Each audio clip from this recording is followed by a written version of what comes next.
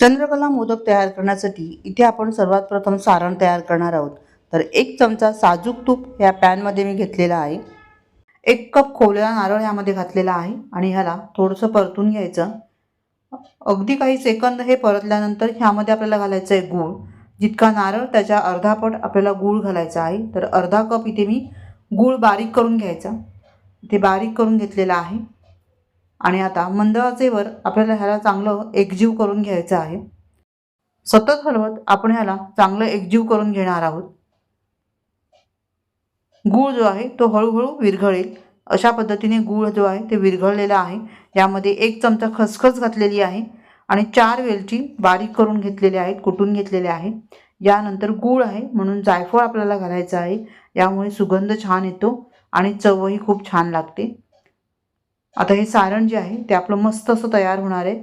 तर ह्याला एकदा मिक्स करून घेऊया आणि ह्याला थोडंसं कोरडं करून घ्यायचं आहे बघा। तर अशा पद्धतीने हे आपलं सारण जे आहे ते पटकन तयार झालेलं आहे, ह्याला बाजूला ठेवून देऊया। उकळ काढण्यासाठी 1 कप इथे मी पाणी घेतलेलं आहे। या पाण्यामध्ये 2 ते 3 चमचे आपल्याला दूध घालायचं आहे। 1 चमचा साजूक तूप घालायचं, चिमूटभर ह्यामध्ये मीठ घालायचं आणि हे सर्व मस्त असे एक उकळी येईपर्यंत आपल्याला चांगलं उकळून घ्यायचं आहे। यानंतर ह्यामध्ये मोदक पिठी आपल्याला घालायची आहे 1 कप।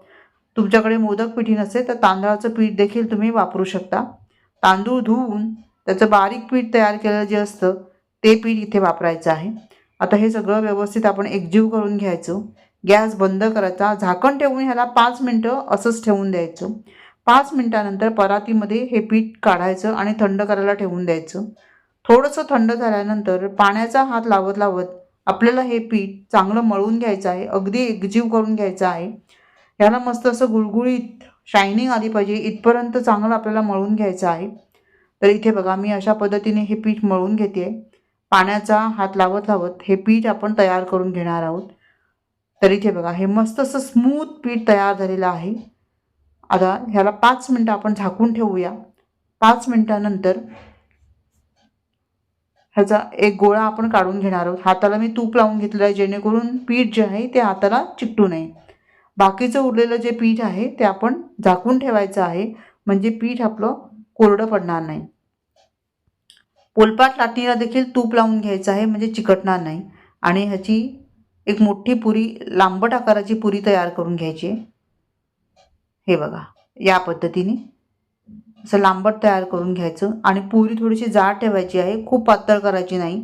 आता ग्लासच्या साह्याने आपल्याला जितका मोठा मोदक हवा आहे त्या आकाराचं कुठलंही भांडं घ्यायचं आणि त्याने कट करून घ्यायचं। तर इथे मी या 2 पुरी तयार करून घेतलेल्या आहेत। आता त्यातली 1 पुरी आपण घेतलेली आहे, ह्यावर हे सारण आपण ठेवून द्यायचं आहे, जितकं मावेल त्याच्यामध्ये तितकं। तर इथे बघा मस्त असं हे सारण भरलेलं आहे। यानंतर कढईला आपल्याला पाणी लावून घ्यायचं आहे आणि त्यावर ही दुसरी पुरी ठेवायची, ह्याला प्रेस करून घ्यायचं। अगदी हलक्या नाजूक हाताने हे सगळं करायचं आहे आपल्याला। हे सगळं व्यवस्थित प्रेस करून घ्यायचं आणि यानंतर ह्याला आपल्याला दुमडून घ्यायचं आहे। तर मी हातावर हे घेते आहे, काढून घ्यायचं आणि इथे बघा ह्याला गोलाकार मुरड घालायची। तर अशा पद्धतीने ही मुरड घालायची आहे बघा। मी जवळून तुम्हाला दाखवते आहे। पट्टापट हे मोदक तयार होतात, दिसायलाही छान आकर्षक दिसतात। मध्ये मध्ये मी पाण्याचा हात लावत चालली आहे।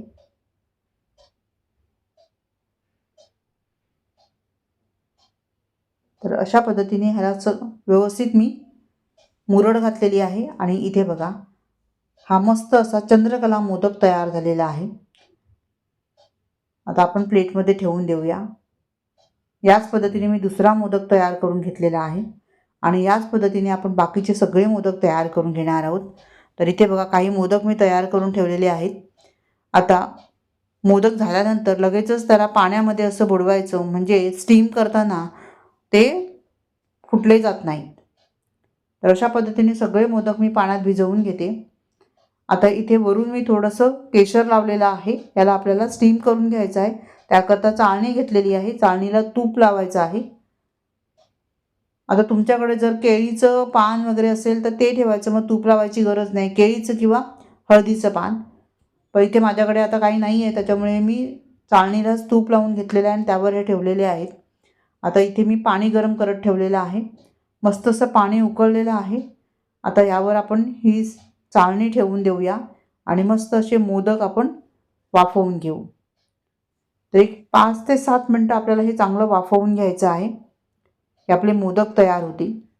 आता इथे बघा, मस्त असे हे मोदक जसे टम्म फुगलेले आहेत, छान असे मस्त तयार झालेले आहेत. दिसायलाही आकर्षक दिसत आहेत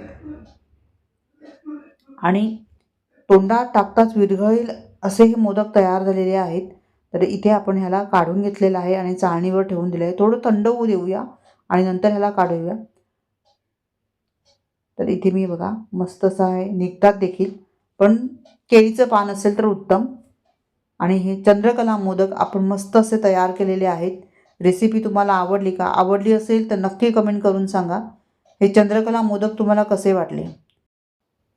तर इथे तुम्हाला मी तोडून दाखवते आहे बघा, मस्त असे तयार होतात. यावर वरून तूप घालायचं आणि मग खायचं, याची मजा घ्यायची आहे. अतिशय स्वादिष्ट हे मोदक तयार होतात. हाताने तोडून दाखवते आहे बघा, किती स्मूथ तयार झालेले आहेत. तोंडात टाकताच विरघळणारा मोदक. आवडलं तर लाईक करा. धन्यवाद.